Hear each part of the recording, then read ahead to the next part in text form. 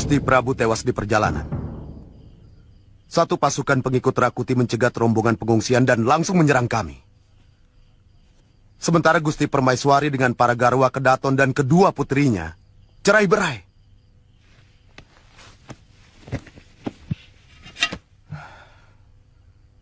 Saya tidak mampu mengalahkan mereka.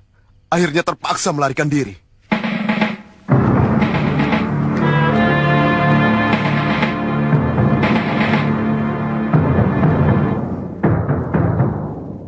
Kenapa tuan-tuan bersedih? Bukankah tuan-tuan seharusnya bergembira karena Raja Lalim itu telah tewas? Tutup mulutmu, Bayangkari. Pengabdian kami tidak seperti kalian yang membabi buta. Dan akhirnya malah membuat Gusti Prabu tewas di tangan pemberontak itu. Apa salah jika kami membela junjungan kami? Kami rela mengorbankan jiwa raga demi keselamatan Gusti Prabu. Sementara tuan-tuan di sini mau bekerja sama dengan pemberontak. Bukankah tuan-tuan sekalian mendukung Rakuti menjadi raja? Kurang ajar. Sabar, Kembar. Sekali lagi kamu bicara seperti itu, kubunuh kamu, Mada. Dia bukan raja kami. Apa yang dikatakan Pumada benar. Karena dia tidak tahu bagaimana bersiasat. Mada, kalau kamu belum mengetahui apa yang sesungguhnya terjadi, jangan sekali-kali berani mengatakan bahwa kami di sini tidak setia kepada raja. Kami, seluruh Krian dan para adipati, tetap setia kepada raja. Dengan cara kami. Tanya Adipati Suranata.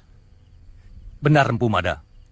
Saya sudah menghubungi seluruh adipati, sampai ke Tuban dan Sedayu.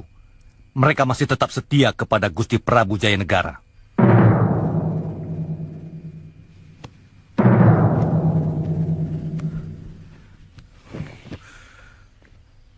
Aku malah curiga. Mungkin Jayanegara masih berada di dalam kota raja. Mungkin dia bersembunyi di suatu tempat yang tidak pernah kita duga.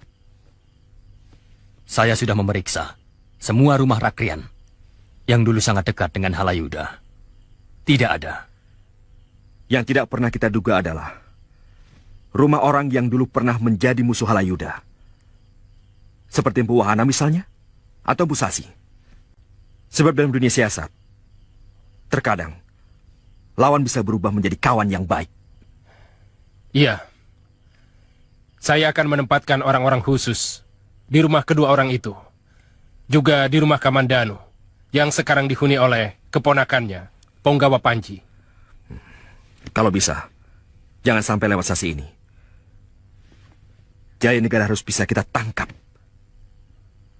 Supaya para adiaksa bisa langsung menobatkan keprabuanku.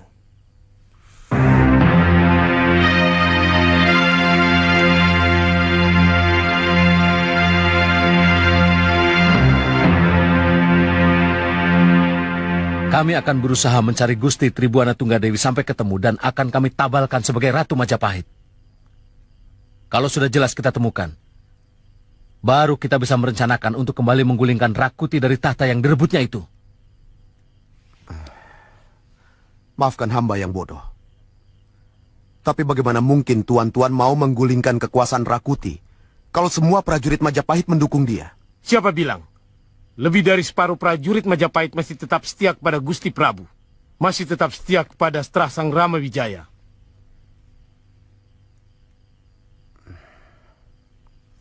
Benarkah keadaannya seperti itu, Gusti Tumenggung Klungsur?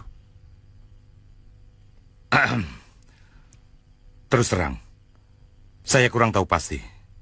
Suasananya masih serba semerawut dan rancu. Kita tidak bisa tahu dengan pasti mana kawan dan mana lawan. Ini memang tidak mudah untuk bisa dipahami. Terutama bagi yang belum pernah berkecimpung dalam siasat kekuasaan. Tapi saya yakin, ikal-ikalan Bang tidak mungkin asal bicara. Saya sangat yakin, Paman Empu. Saya sudah temui hampir semua prajurit. Dari Senopati sampai Penatus. Rata-rata mereka kurang menyukai Rakuti. Mereka anggap tidak adil. Karena lebih memanjakan pasukan bentukan kaum Dharma Putra. Tuan-tuan, saya sudah mendengar semua keterangan dari tuan-tuan.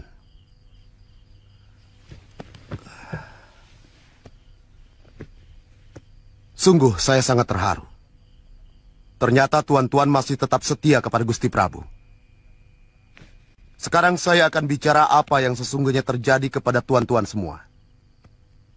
Sebenarnya, Gusti Prabu dan keluarga tetap dalam keadaan selamat. Tidak kurang satu apapun. Di mana beliau sekarang? Untuk saat ini saya belum bisa memberitahukan.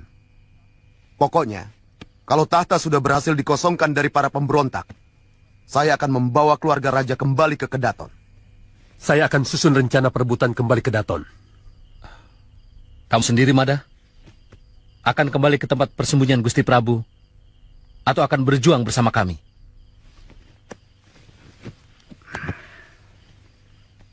Saya akan membantu tuan-tuan, kalau diizinkan.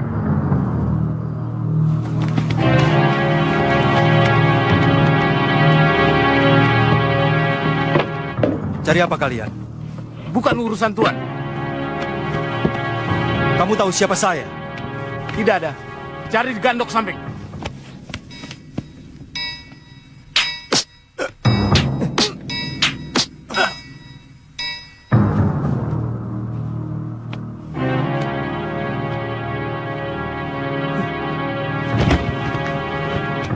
Aku bertanya baik-baik, tapi kamu menganggapku leceh.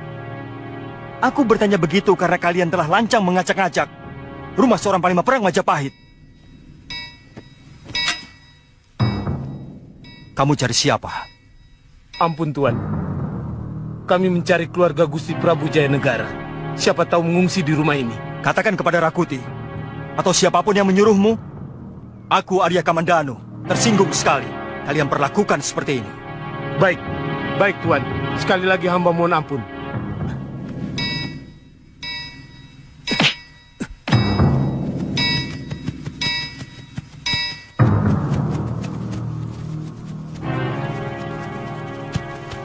Ada apa kalian ke rumahku? Kami diperintah memeriksa rumah Raden. Maaf Tuan Punggawa, tugas kami sudah selesai. Kami sudah pamit kepada Tuan Kamandanu.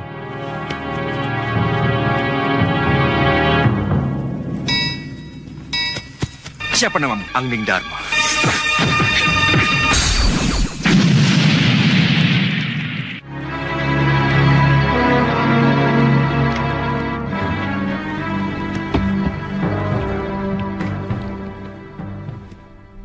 Keadaan semakin membingungkan, Paman.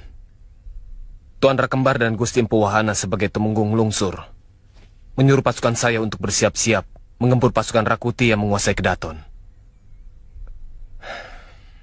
Entah kutuk apa yang sedang melanda negeri ini. Kawan dan lawan begitu cepat silih berganti. Dulu Rakembar sangat memusuhi Empu Wahana karena dia adalah begundal Halayuda. Sekarang malah bekerja sama. Terus terang, semua ini membingungkan orang bawahan seperti saya, Paman. Itu benar. Para pemimpin terkesan hanya ingin menyelamatkan kedudukan masing-masing. Tentu saja kecuali Empu Wahana, yang memang sudah lama pensiun. Amukti Wibawa. Hampir seluruh orangnya Halayuda memang terlatih menjadi penjilat dan tukang fitnah. Mereka sangat pandai memanfaatkan kesempatan. Jadi, menurut Paman bagaimana sebaiknya? Apa yang dilakukan Empu Wahana itu benar. Sebagai prajurit sejati, kamu harus melaksanakan. Karena Rakuti telah melakukan kesalahan besar. Bagaimanapun dia pemberontak pada sebuah pemerintahan yang sah.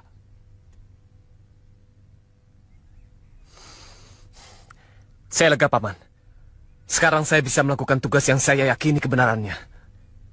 Oh ya, ada urusan apa prajurit itu datang kemari? Mereka memeriksa rumah. Mengira keluarga Gusti Prabu bersembunyi di sini.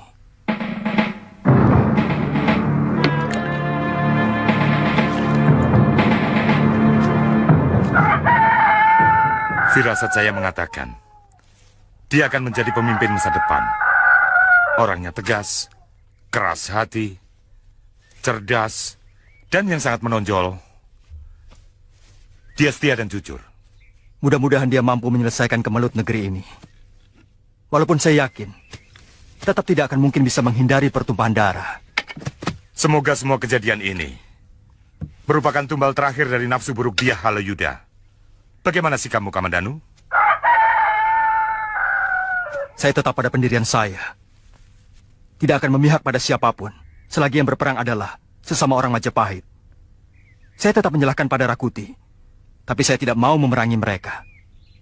Saya akan kembali ke Pasuruan 1.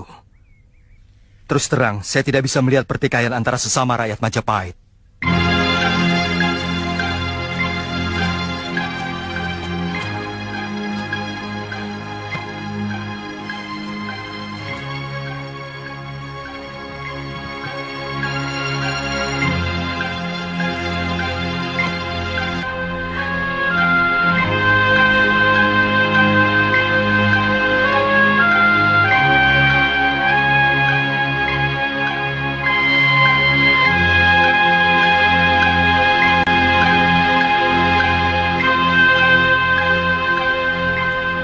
Jangan kotori hubungan kita, Kakang. Saya tidak ingin pada malam perkawinan kita, saya sudah menjadi bekas seorang gadis suci. Apa bedanya, Ayu? Bagi Kakang mungkin tidak ada bedanya. Tapi bagi seorang gadis, ketegaran melawan hawa nafsu untuk menjaga kesuciannya memiliki nilai kebanggaan yang sangat tinggi. Bukankah kita sudah saling cinta, Ayu? Kita sudah saling memiliki. Kakang sedang dikuasai nafsu. Mata dan nafas Kakang bukan nafas cinta, tapi nafsu. Jangan sampai saya kehilangan hormat kepada Kakang kalau Kakang tetap memaksa. Baik, baik. Saya minta maaf. Kata-katamu semua benar. Saya tergoda hawa nafsu. Sungguh, saya terlalu terpesona melihat kecantikanmu. Maaf, Ayu.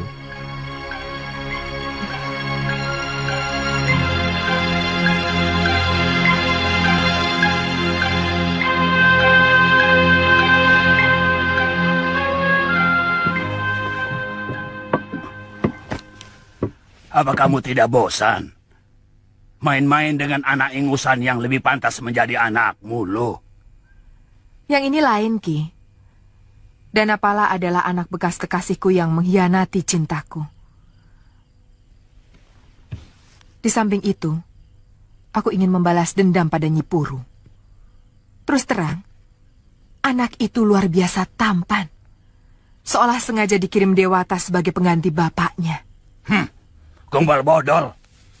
Mana ada Dewata mau mengirimkan jodoh untuk perempuan seperti kamu?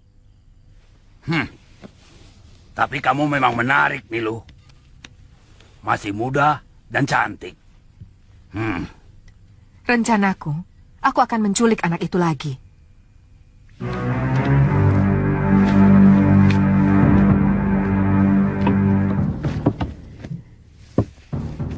Tentu Kamandanu dan Nyi Paricara akan marah. Mereka pasti akan datang kemari. Di sini baru kita selesaikan bersama. Itu pancingan yang bagus. Dan aku yakin, kali ini nasib baik akan menyertai kita. Kita sama-sama mendapat keuntungan untuk melampiaskan sakit hati masing-masing.